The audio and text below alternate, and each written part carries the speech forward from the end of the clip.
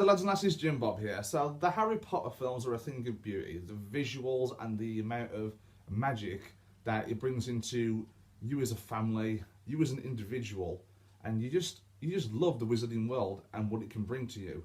Fantastic Reason Where to Find Them was an interesting film as well. Didn't quite feel like a Harry Potter film, but it still had some of the same aspects as Harry Potter, which made it feel like it was in the same universe.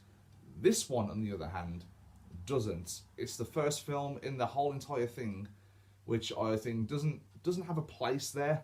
Although it is part of this, it is part of the franchise now, and that's fine.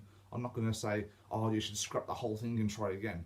I'm just saying that it doesn't feel like a Harry Potter film. I know it's not supposed to be a Harry Potter film, but what I mean is, it doesn't feel like it's part of the Wizarding World.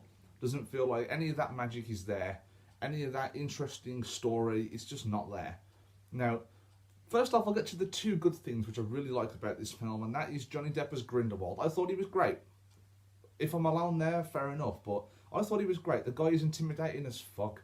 You just look at him, there's that strike of fear in his eyes. Very compelling villain. Doesn't quite have the same charisma as Voldemort, but he's still a very scary looking guy. Like, you just don't want to mess with this guy. Like, please, just back away. And it's different. It's weird. I thought Johnny Depp would play like the average weird looking character with a weird look to him, like he does in most of his films now. Pretty much every film since he played Captain Jack Sparrow. But this guy, I thought he was great. Maybe I'm alone there, but the film doesn't have enough of Grindelwald, and for some reason, and with the title of this film being The Crimes of Grindelwald, he's just barely in it. I mean, what gives? I mean, come on. More Grindelwald would have probably improved the film immensely. Now, the other problem, which is, well, I like Jude Law as Dumbledore. I thought he was good. Now, perfect younger persona. He's a very different man by the looks of it. I've never read the books, so I just don't know about that aspect, if he's supposed to be like that or if he's not. But I thought Jude Law was good, and there was just not enough of him either. And it bums me out because the trailer made it out like, well, we will see a lot of Jude Law, but we don't. He's barely in it, so barely any Grindelwald, barely any Dumbledore. And that's what the trailer made the film out to be about. The film might as well be about massive subplots which are just piled on top of each other. Now, I'll get to that in a minute, but first off, I want to talk about Eddie Redmayne for a second. Very likeable guy, very likeable actor. Newt Scamander is a very likeable character. And he runs around with his little suitcase full of, briefcase, full of animals. Just a likeable guy, but it doesn't feel like he fits into the story that well entirely. Like, it's mainly a film which you consider about Dumbledore and Grindelwald, but then again, the two aspects are just barely there. Eddie Redmayne, though, I like the guy. Honestly, I do. But I was pleasantly surprised about how boring this film is. I mean, I thought, is anything going to happen? It's just like, it's such a slow build-up. I mean, fair enough, some Harry Potter films did take their time getting to Hogwarts, but it had that sort of investment in it which kept you interested. This one just doesn't do it for me. There's just so many subplots going on at the same time with, like, Lestrange and Credence. Credence is back.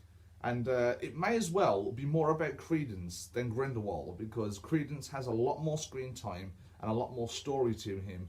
And the film just sort of gives you backstories of characters which you don't really give a shit about. Like Voldemort's snake, I forgot the snake's name. The one that Neville decapitated in Deathly Hallows Part 2. Now, that snake is apparently a person now. I don't give a fuck if it's a person or not. Why take that aspect away from me? Like, you think you grow up with believing that this thing is a snake and it's evil. But no, it's actually a person. It has a story to it. I don't care. No, I just don't. I know I sound like I'm being really harsh on the film, but when there's just so much going on during one movie, like, pull that story onto that story, that character links to that character, it just scrambles your mind and you find yourself getting confused. Now, I'm lucky that afterwards I actually went to the cinema with my sister, and she is a huge Potter fan, and she understood this a hell of a lot more than I did, and so she filled in a couple of the blanks afterwards, but she did admit that there was a bit too much rammed into one film. The story of this could have been probably summed up in a TV episode of something. Literally, it's that straightforward if they just stuck with the main plot. They sort of add in all these different subplots and all these different characters and all their stories to them to add up the screen time, and that is just, I don't know. Like, I was just really disappointed. Now, the characters are not that interested either. I don't really give a shit about them. Like, it was the same with Fantastic Beasts and Where to Find Them. Like, I couldn't really find a character I was that invested in other than Newt Scamander at the time. And yeah, Jacob, the American guy, I mean, he's likeable, but what does he provide to the plot really other than the fact that he's just there? He's just there. Why is he in this film?